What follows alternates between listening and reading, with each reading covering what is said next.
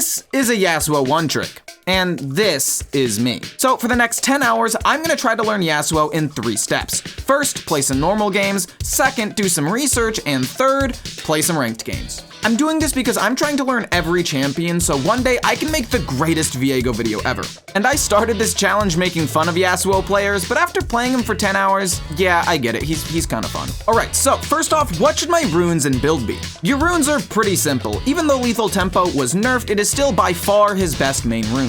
Your build is where things get a little more complicated. You have 3 main options. First, you have crit, which is by far the most used, but it makes you very squishy. Second is on hit, which was my favorite to start because you have extra survivability. And there's a secret third option that I found online during this challenge, which I'll talk about in a little bit. All right, on to some normal games. Right away, I could feel the Yasuo power coursing through my veins, quickly followed by messing up a combo and dying under tower. I can't believe I messed it up. Basically, with enough attack speed, you can knock them up, use your EQ, and then ult. But because I'm new to the champion, all of my inputs were slow and I messed it up. Anyway, I ended up doing the combo a little while later, and even though we lost the fight and the game, I was still pretty happy about doing the combo in the first place. Well, now that I've mechanically mastered Yasuo, it's time for me to actually start learning how to play him. Yeah, my next game started off kind of rough. I accidentally threw my win wall the wrong way, and then I died. There's no way it went that way, man.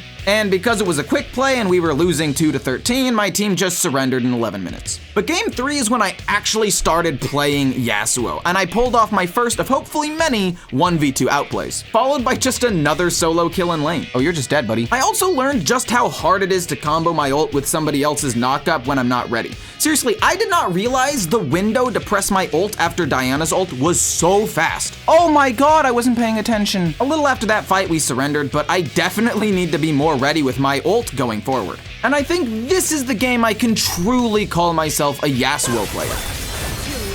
Why did it go that way? Thank you, Karma. No! Oh no, why did I do that? I should have just finished the tower.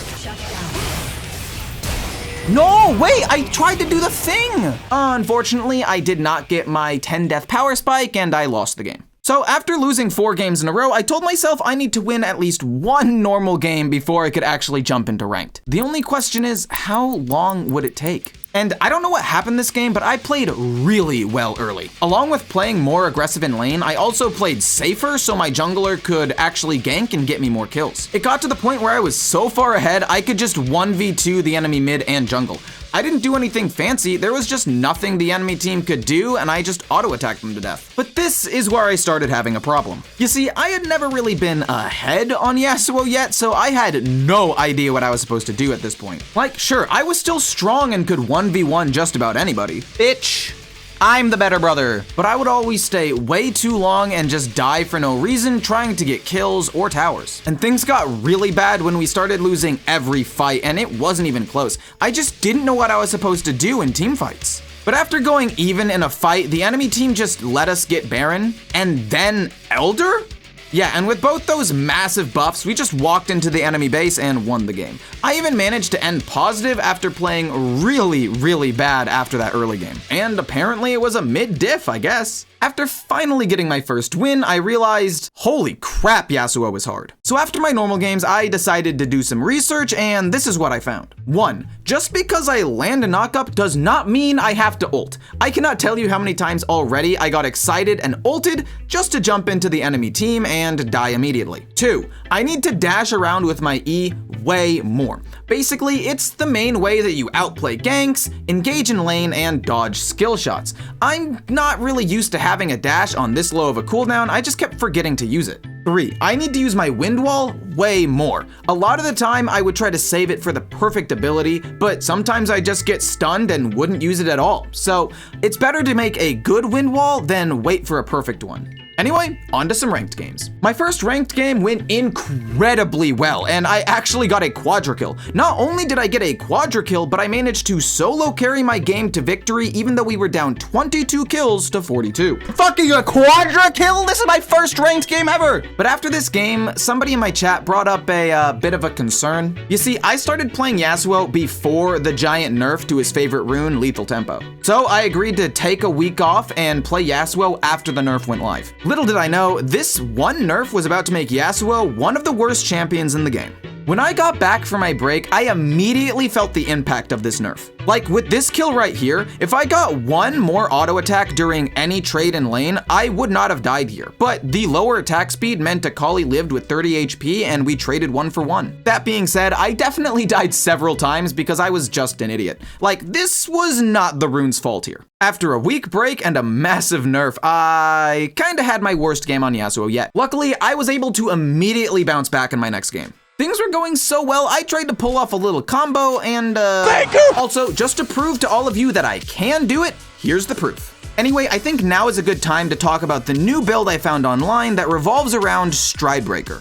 The idea was, since Yasuo's damage was a lot less after the nerf, Stridebreaker gave you solid stats, extra survivability, and a slow to help you chase enemies. And maybe I'm just talking about this to distract you from the fact that I missed every ability during this fight. Or maybe it's because I fell in love with this build and it's the one that I used for the rest of the challenge. In all seriousness, I liked this build a lot. Is it the best? Probably not. I'm still just learning the champion, but it definitely helped me survive fights and the slow helped me land a lot more Qs. Like, if I had Kraken Slayer here, I would have died 100%. Anyway, with my first game trying this build, I managed to win pretty hard. Game 8 had a lot on the line. It was a Yasuo versus a Yone. Honestly, I was only 4 hours into this challenge and I was already on the final boss. And it wasn't enough to just beat this Yone, I was gonna need to style on him. Yeah, I'm sorry about this one, brother. If I see you on the map, the only thing that matters to me is killing you. Okay, I'll admit this one wasn't really fair.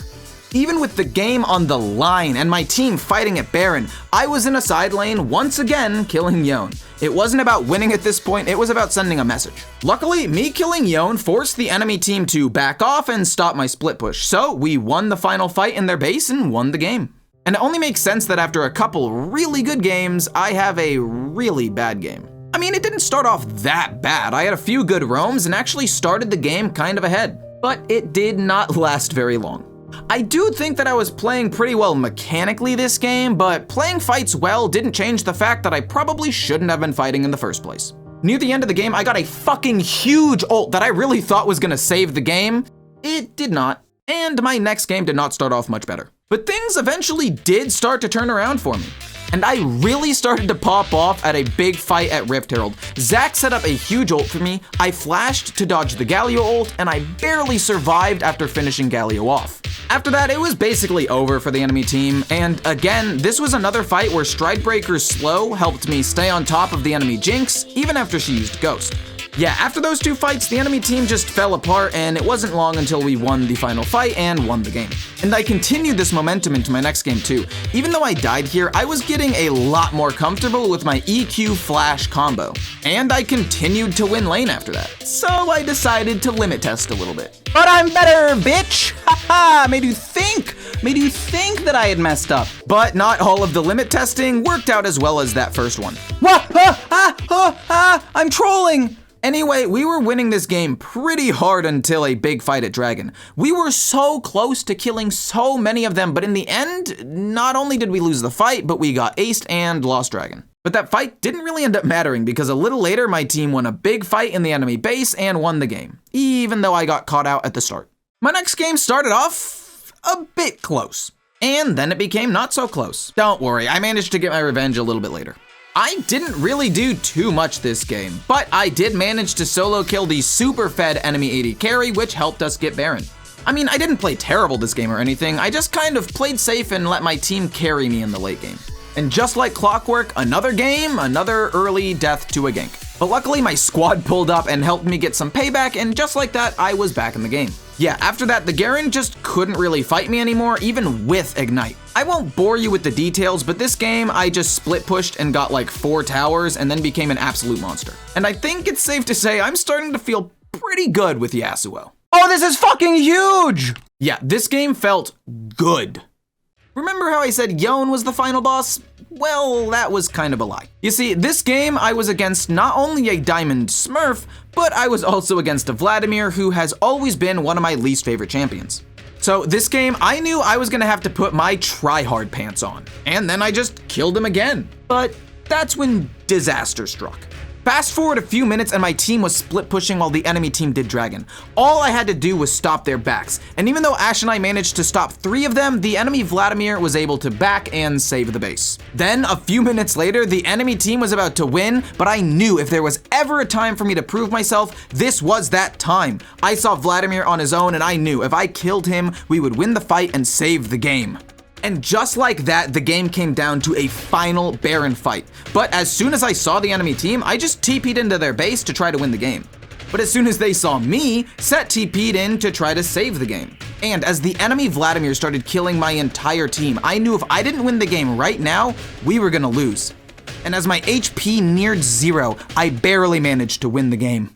So after that fucking crazy game, what happened in my next game? We surrendered in 18 minutes because we were losing 4-18. But it's okay. Next game, I bounced back and got a solo kill. Just ignore the chat on the side. Then I overstayed for a plate and died. It's actually something I've been getting a lot better about, but sometimes that extra 125 gold is a little too tempting. A little later, I killed Teemo under tower. It's not particularly exciting, I just thought you would all enjoy watching me kill a Teemo. In the end, this game was pretty close until my team decided to run in 1 by 1 after the enemy team got Baron. Why are we doing this? This doesn't make any sense. Yeah, after that we just lost the game. After a few back-to-back losses, I was fucking ready to end this challenge on my best game yet. And let me tell you, oh, I did. He's dead too.